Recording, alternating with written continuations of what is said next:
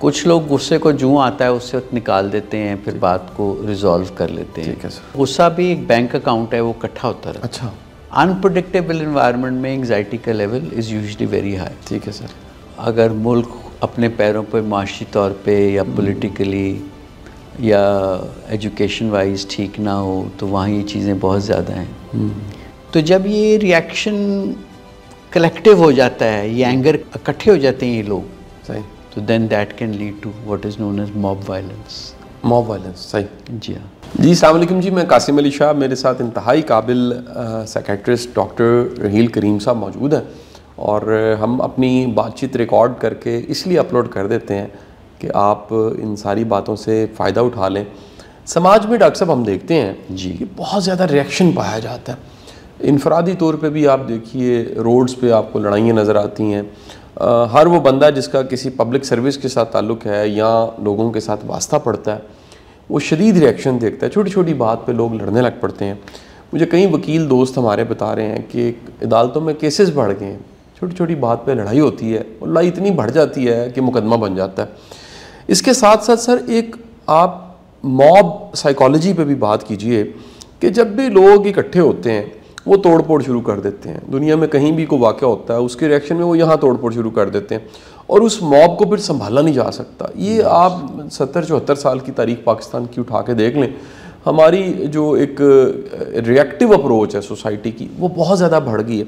क्या समझते हैं डॉक्टर साहब, इसकी क्या वजह है?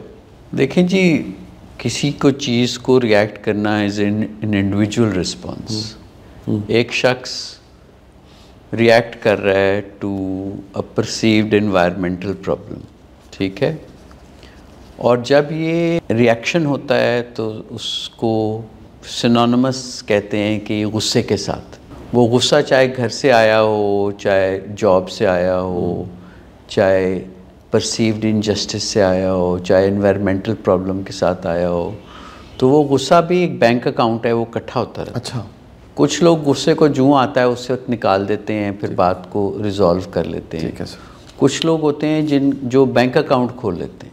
अच्छा सर, ये टाइप है सर लोगों की? जी हाँ, बैंक अकाउंट में डिपॉजिट करते रहते हैं, डिपॉजिट करते रहते हैं। कोई वो कहते हैं यार नहीं कोई नहीं ठीक हो जाएगा, मैनू ऐसे गल नहीं करनी चाहिए, लेकिन इवेंचुअली वो जैसे प्रेशर कुकर से आप लीड उठाते हैं जी साहब, तो वो फिर फटता है गुस्सा। तो एंगर तो बेसिकली ये नॉर्मल इमोशन है किसी हद तक देखा जाए, लेकिन जब उसका एक्सप्रेशन इस तरीके से हो कि आप अगले की जान और माल को तहफ़्फ़ुज़ ना दे पाएँ, आप उसकी डिग्निटी इज़्ज़त को रिस्पेक्ट ना करें, आप उसके बच्चों को रिस्पेक्ट ना करें, तो वो फिर गुस्सा जो है बहुत बुरे तरीके से निकलता है। मज़हब ने भी हमें बताया है कि गुस्से को सही तरह कंट्रोल करना चाहिए, इसको हमें चैनलाइज करना चाहिए। गुस्सा should be seen as an opportunity to learn, है ना, कि यार ये मुझे इस बात पे गुस्सा चढ़ रहा है तो क्यों गुस्सा चढ़ रहा है, इसकी क्या वजह है, ठीक है सर, इसको मैं कैसे हल कर सकता हूँ, बजाय कि मैं इस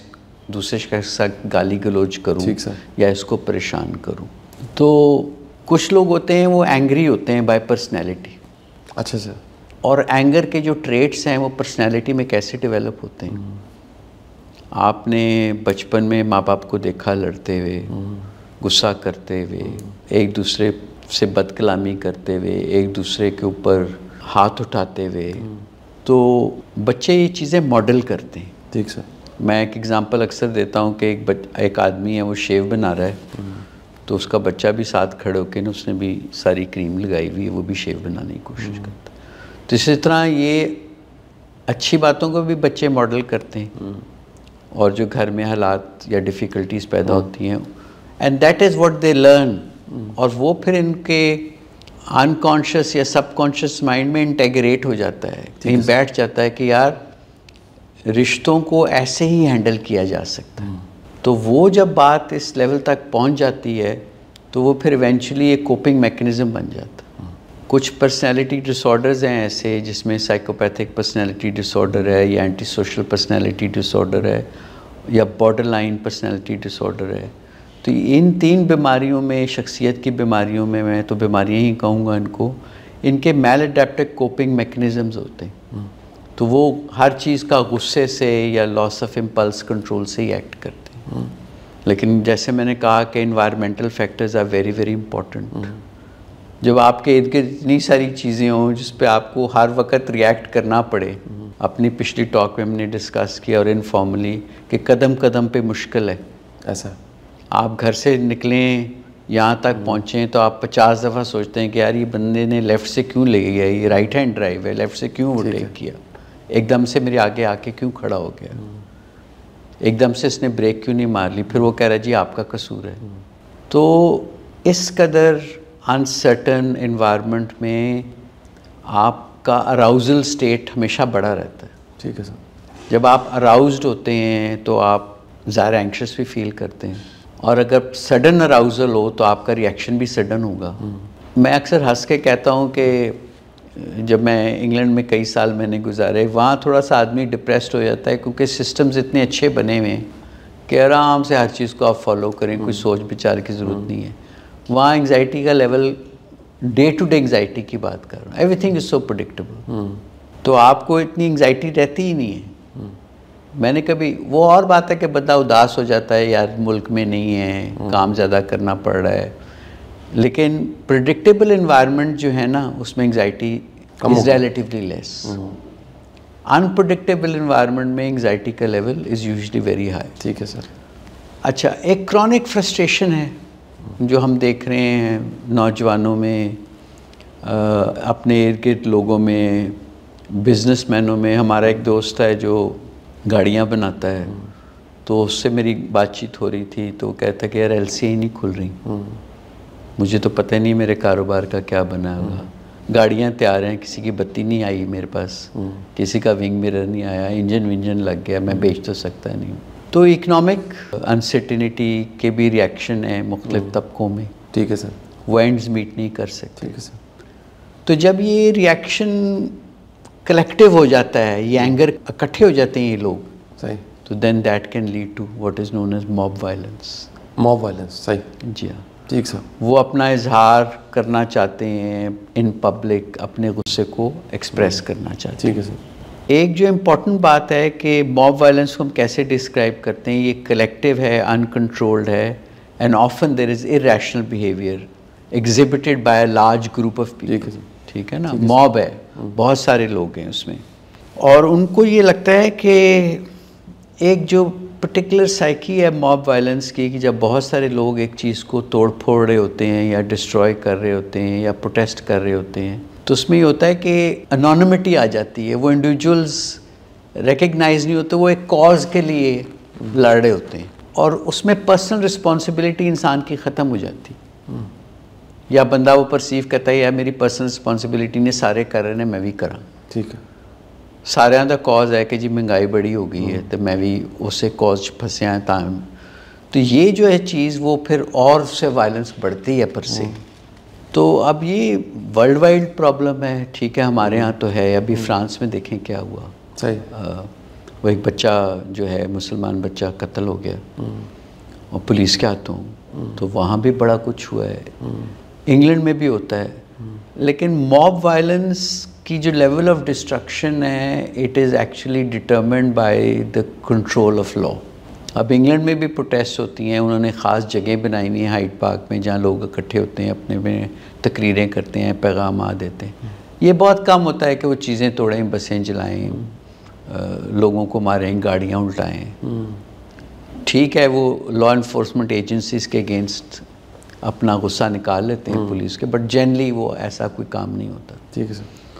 तो अगर मॉब वायलेंस में एडिक्वेट कंट्रोल ना हो तो फिर वो बहुत अगली हो जाता है। ठीक है सर। और मेरा तो ख्याल है कि that two is a reflection of individual anger presented collectively in a group. ठीक है सर। क्योंकि बहुत सारे लोग वही फील कर रहे होते हैं। बिल्कुल ठीक है। तो वो समझते हैं कि यार यही तरीक़ाकार तो लिहाजा बिल्कुल गलत है।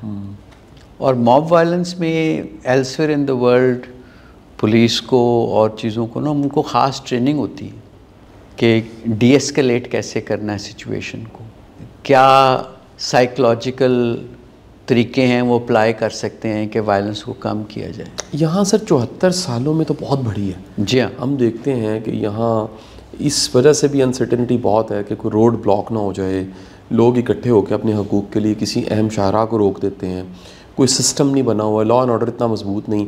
आप देखते हैं सर ये बड़ी है, 74 सालों में कम नहीं हुई सर ये हमारी ये इकट्ठे होकर रिएक्शन की जो एक अप्रोच है। देखें जी, ये मेरा तो ख्याल है, अगर थोड़ा सा इसको, बड़ा अच्छा सवाल है आपका, अगर डीपर देखा जाए तो ये किसी मुल्क की तरक्की को रोकने के लिए भी इस्तेमाल होता है। अच्छा सर, ठीक है ना। अगर मुल्क अपने पैरों पर माशी तौर पे या पॉलिटिकली या एजुकेशन वाइज ठीक ना हो तो वहाँ ये चीज़ें बहुत ज़्यादा हैं। मैंने तो अक्सर मैं बात करता हूँ, मैंने कोई तरक्की याफ्ता मुल्क नहीं देखा जो तालीम याफ्ता ना हो। हमने कुछ इन्वेस्ट ही नहीं किया एजुकेशन में। सही। और मैं एजुकेशन को एक बड़े ब्रॉडर सेंस में बात कर रहा हूँ। सही सर। मैं रोड क्रॉस करने की सेंस कर रहा हूँ, अगले के हुकूक को रखने की सेंस कर रहा हूँ कि आपने प्रोटेस्ट करना है तो आप खुदा के वास्ते चुराए को ना बंद करें, आप साइड पे प्रोटेस्ट करें। जी सर। तो वो एक कहावत है ना, if you want to reap results in 6 months तो आप कौन ग्रो करें। अगर आपने 1 साल में रिज़ल्ट्स लेने हैं तो आप 1 साल के लिए करें, लेकिन अगर आपने 100 साल की इन्वेस्टमेंट करनी है तो you must invest in education. तो मेरे ख्याल में in the fullest meaning of education कुछ हुआ ही नहीं। ठीक है सर। कि यार ये चीज़ गलत है, ये चीज़ सही है। तो तालीम का बड़ा ताल्लुक़ है इस लैक ऑफ प्रोग्रेशन के साथ in all walks of life. आपकी बात से मैं कोई भी डिनाई नहीं कर सकता कि ये प्रोग्रेसिव ही हुआ है। तो मेरा ख्याल है कि तालीम तालीम तालीम, एजुकेशन एजुकेशन एजुकेशन, इसके बगैर कोई मुल्क, ठीक है सर, तालीम याफ्ता नहीं हो सकता, ना उसमें वो शऊर सिविक सेंस डेवलप हो सकता है, ना वो इंडिविजुअल रिस्पॉन्सिबिलिटी आ सकती है।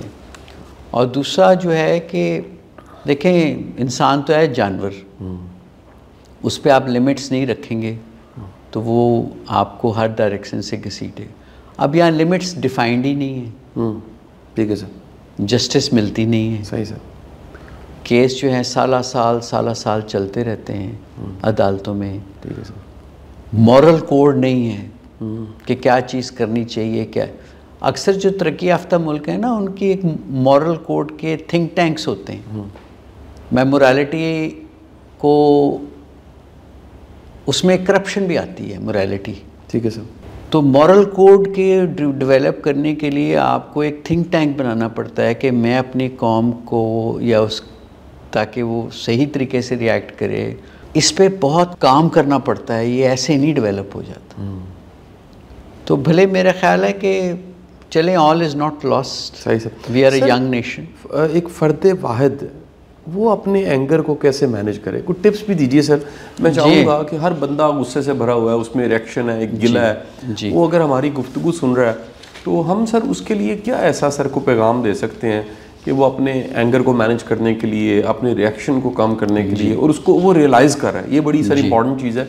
ये सवाल उनके लिए जो बेहतरी चाह रहे हैं, जो चाह रहे हैं कि हम, अगर हमें कोई गाइड करे तो हम ये टिप्स को फॉलो करें और हम उस रिएक्शन को, उस गुस्से को कम कर सकते हैं सर। ये जी कुछ एंगर मैनेजमेंट, आपको पता है इट्स अ ह्यूज टॉपिक, लेकिन मैं थोड़ा सा समराइज़ करूँगा कि स्ट्रैटेजीज़ तो हैं हमारे पास एंगर मैनेजमेंट में, हमारे मज़हब ने भी दिए हैं।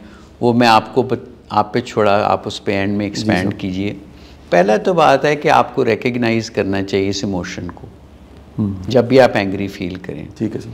सो you need to recognise and understand your anger. अब जब एंगर से क्या होता है, ऑटोनॉमिक ओवर एक्टिविटी होती है, आपकी दिल की धड़कन तेज़ होती है। तो इन अलामतों को भी रिकग्नाइज़ करना चाहिए कि यार मुझे गुस्सा आया है, मुझे किसी ने परेशान किया है, लिहाजा मेरी बॉडी ऐसे रिएक्ट कर रही है, तो ये मेरे लिए सिग्नल है। हो सकता है मैं उसको गलत तरीके से रिएक्ट करूं। तो इसको पहले आइडेंटिफाई करना। हर बंदा आइडेंटिफाई नहीं कर सकता, लेकिन प्रैक्टिस से आइडेंटिफाई हो जाता है। गुस्सा चढ़े तो मैं कहता हूँ कि नी जर्क रिएक्शन नहीं होना चाहिए। जैसे हम डॉक्टर मारते हैं ना, यहाँ हथौड़ी मारते हैं तो नी इस तरह करती है। तो इसका मतलब है कि जो हमने मारा, नी ने रिएक्ट किया, तो नी जर्क रिएक्शन नहीं होना चाहिए। टाइम आउट, सब्र। जहाँ पे परेशानी है उससे थोड़ा सा दूसरे कमरे में चले जाएं, बैठ जाएं। अगर खड़े हैं तो बैठ जाएं, बैठे हैं तो खड़े हैं, सीढ़ियाँ हैं तो ऊपर नीचे चले जाएं। घर से बाहर जा सकते हैं तो एक्सरसाइज कर लें, वॉक कर लें। तो ठंडा करने का टाइम थोड़ा सा जो है ना बहुत इम्पोर्टेंट है, rather than reacting there and then. ठीक है सर। और ये मॉडर्न वर्ल्ड में आपको ये भी बताऊँ, एक नास्टी सी ईमेल आती है आपको गुस्सा चढ़ता है, आप खटाखट उस वक्त उतना ही नास्टी जवाब दे देते हैं। सही सर। तो मेरी हमेशा कोशिश आती है एट कॉर्पोरेट लेवल के, जब मुझे इस किस्म की ईमेल आए तो मैं उस वक्त उसको रिस्पॉन्ड ना करूँ। ठीक है सर। ठीक है जी। अगर किसी ने टेलीफोन पे गुस्सा इज़हार किया तो मैं उस वक्त उसको जवाब नहीं देता, मैं सुन लेता हूँ। 2-3 घंटे के बाद उसको एनालाइज करके फैक्ट्स क्या हैं, फिक्शन क्या है, सच्चाई क्या है, गलत बात क्या है, फिर रिस्पॉन्ड करना। तो टाइम आउट का मतलब ये है। देखिए, गुस्सा तो एक नॉर्मल रिस्पॉन्स है, आप वो तो होगा, लेकिन आपका जो रिस्पॉन्स है वो एब नॉर्मल हो सकता है, आउट ऑफ प्रोपोर्शन हो सकता है। तो एक्सप्रेस योर फीलिंग्स आप असर्टिवली एक्सप्रेस कर सकते हैं, अगले कोई बता सकते हैं कि यार मुझे तुम्हारी बात अच्छी नहीं लगी। पहले तो उससे फैक्ट्स लें कि तुम्हें ये क्यों बात मेरी बुरी लगी, तुमने गुस्सा क्यों किया, और फिर उसको रिस्पॉन्ड करें। ठीक है। सो फैक्ट और फिक्शन को आपको, जो आपके दिमाग की अपनी क्रिएशन है, ये क्रिएशन होती रहती है। हाँ, based on your past experience के यार इन्हें पहले भी ऐ कीता सी, उससे ले कई दफ़ा करदा आ रहा है। हो सकता है इस वक्त जो बात हो टोटली मुख्तलिफ हो। बिल्कुल ठीक है। तो जो कैटलॉग है ना दिमाग में, ब्रेन में इनकोडिंग है, वो सारी आ जाती है उस पर्टिकुलर शख्स के बारे में जिसने आप पे गुस्सा किया। सही। तो उसको उससे लिंक ना करें। ठीक है सर। हर सिचुएशन एक नई सिचुएशन है, इंडिपेंडेंट सिचुएशन। सही जी। और फिर असर्टिवली बात को कैसे बयान करना है, अगले को ब्लेम किए बगैर बात करना है। ठीक है सर। आप कहें कि जी I feel upset at what you said, rather के तू है क्या। ठीक है। तो जब गुस्सा है तो गुस्से में ट्रांजैक्शन है ना, एक इमोशनल ट्रांजैक्शन है। एक बंदा कह रहा है, दूसरा सुन रहा है, एक गुस्से से बोल रहा है, दूसरा उसको ऑब्जॉर्व कर रहा है। तो एक्टिव लिसनिंग, सुने अगले की बात। सही। दूसरा ये है कि अगर आपको गुस्सा चढ़ा है, शेयर करें किसी के साथ। उसे कहें कि यार इस शख्स ने मुझसे ऐसे बात की है, ऐसे रिएक्ट किया है। सही जी। लिहाजा तुम्हारा क्या ख्याल है। जब आप टाइम आउट लेंगे, लोगों से डिस्कस करेंगे with your close people who can give you positive advice. जैसे हमने कई दफ़ा कहा है कि किसी दाना से अगर आप इस बात को डिस्कस करेंगे तो हो सकता है आपको सही रास्ता, और इतने में वक्त भी मिल जाता है, रिएक्शन टाइम। सही सर। ठीक है जी। और कुछ और चीज़ें हैं कि आपको अपने अंदर भी देखना चाहिए कि इस शख्स ने मुझे गुस्सा दिलाया है, तो ये मैं गुस्से में क्यों आ गया। मेरी शख्सियत में गुस्सा है, या उसने बात ही बहुत बुरी की, या बिलो द बेल्ट बात की। तो आपके जो नेगेटिव थॉट्स हैं जो गुस्से से जनरेट हुए करते हैं, उनको आइडेंटिफाई करें और चैलेंज करें इनको। सही। हमने देखा है कि anger is usually fuelled by distorted thinking. उसमें एंगर के पीछे सीधी सादी सोच नहीं होती। ठीक है जी। उसमें ओवर जनरलाइजेशन, जैसे मैंने जिक्र किया कि यार इसने तो मुझे पर्सनल अटैक किया है, ये हमेशा करता है, दिस इज़ ओवर जनरलाइजेशन। तो उसको आप चैलेंज करें।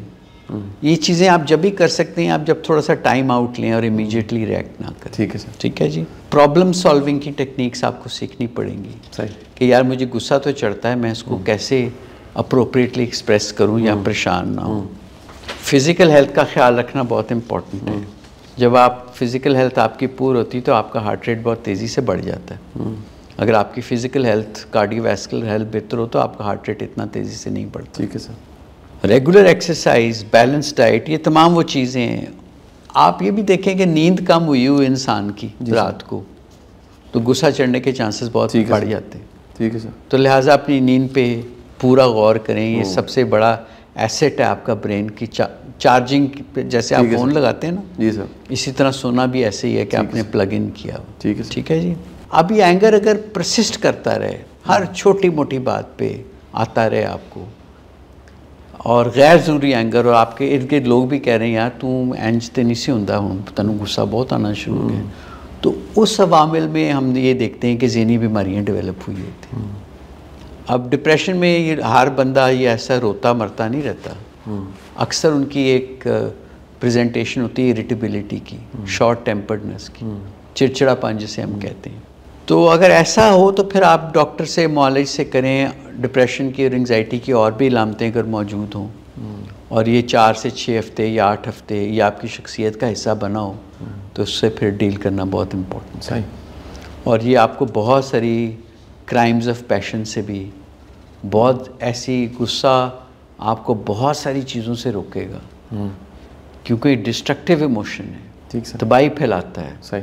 और ये भी हो सकता है कि आप गुस्से का इजहार करें इनअप्रोप्रिएटली तो आप खुद भी जेल में हो, या आप किसी को कत्ल कर दें, आप ना चाहते हुए भी कत्ल कर सकते हैं किसी को। सही। मैन स्लॉटर जिसे हम अपनी ज़बान में कहते सही। हैं। तो ओवरऑल नॉर्मल रिस्पॉन्स है, लेकिन यहाँ इसकी एबनॉर्मेलिटी ऑफ एक्सप्रेशन, जैसे आपका इजहार है, वो एक मेजर एबनॉर्मेलिटी है। उसको अगर आप तब्दील कर लें या उस पर काम करें तो गुस्से का इजहार अप्रोप्रिएटली भी हो सकता है मेरे ख्याल में। सही सही। बहुत बहुत शुक्रिया डॉक्टर साहब, बड़ी मेहरबानी जी, थैंक यू।